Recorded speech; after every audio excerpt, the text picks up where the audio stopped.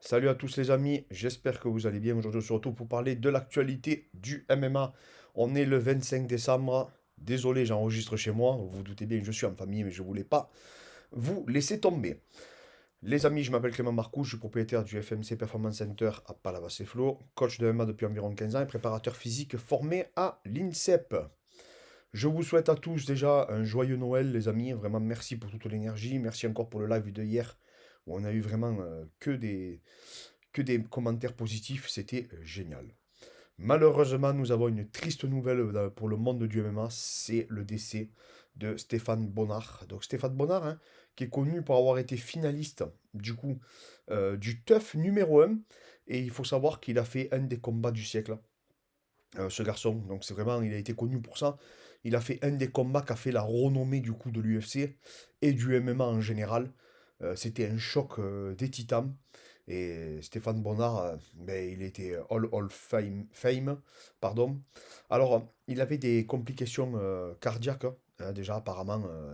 Je me rappelle aussi, il avait été hospitalisé parce qu'il avait une grave blessure au dos, qu'il avait été occasionné suite à la répétition des entraînements, etc. C'était un mec qui venait du sol à la base, mais qui aimait bien la bagarre. Et du coup, ben, tout à fait naturellement, il s'est retrouvé du coup en MMA. Mais voilà, Stéphane Bonnard, tout le monde en disait que du bien, même quelqu'un qui était apprécié par tous les combattants pour sa combativité, pour son mental, pour sa générosité. Je sais qu'il avait eu, pareil, malheureusement, une grosse épreuve dans sa vie où ils avaient tout perdu avec sa femme. Sa maison a pris feu, il me semble. Il y avait eu un problème avec l'assurance, donc il y avait eu une cagnotte et tout. Enfin bref, tout ça, je pense que ça l'a pas aidé s'il avait des problématiques au cœur génétiques. Ben, je pense que ça l'a pas aidé et malheureusement il est décédé. Alors on n'en sait pas plus encore, hein, parce que c'est un arrêt cardiaque, etc. On n'en sait pas. La famille n'a pas communiqué là-dessus. Mais en tout cas, c'est ce qui en serait, c'est ce qui en sortirait. Et allez voir si vous avez jamais vu le combat contre Forrest Griffin.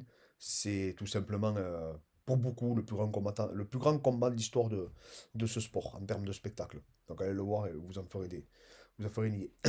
Gordon Ryan aussi qui parle de la montagne, parce qu'à la montagne, ça fait des années qu'il songe à passer le cap. Vous savez qu'il maintenant il boxe et il voudrait faire du MMA. Le problème, c'est de trouver des adversaires, parce que comme il fait bien plus de 120 kilos, et vous savez qu'à l'UFC par exemple, ou dans les grandes organisations, la majorité, vous ne pouvez pas faire plus de 120 kilos.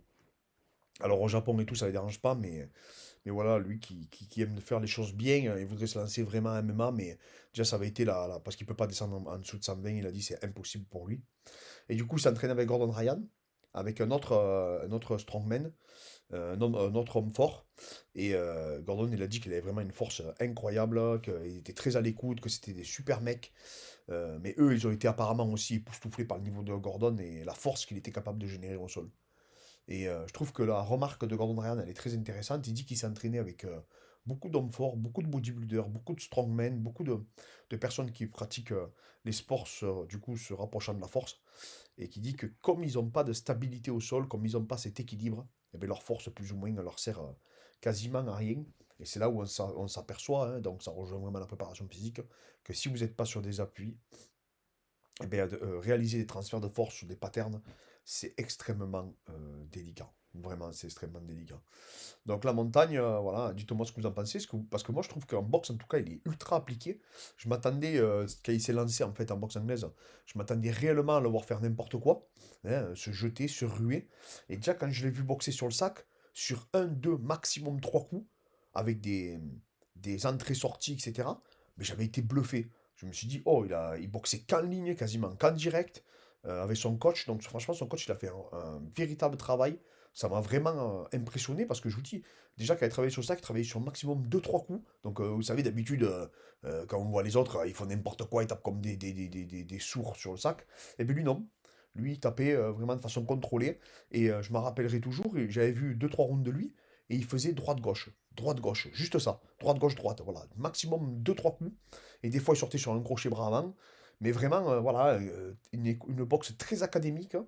Euh, et d'ailleurs, ça s'est ressenti. Je trouve qu'il se déplace plutôt bien, qu'il a une bonne gestion de distance en anglaise, surtout pour un gabarit comme le sien, hein, qui l'handicape énormément. Mais non, non, voilà. Voilà, vraiment un athlète dont je respecte énormément. Et surtout que je vous dis, quand il a commencé la boxe, vraiment il s'est impliqué de façon professionnelle. Alors c'est pas le plus grand, c'est pas Cassius Clay, hein, on est bien d'accord, mais voilà, voilà, il fait pas n'importe quoi, quoi. Il se rue pas au combat comme un taré. Alors des fois, bien sûr, comme ça reste quand même un débutant, ben, des fois il a des coups d'adrénaline, donc il peut envoyer crochet, etc. Quand il voit qu'il a touché son adversaire. Mais il a une garde vraiment hermétique et tout, il est très appliqué, très impliqué. Et ça fait plaisir. Donc voilà les amis. Les amis, je vous souhaite encore de bonnes fêtes à tous. Et ben, on se retrouve demain, comme d'habitude. Allez, à très vite.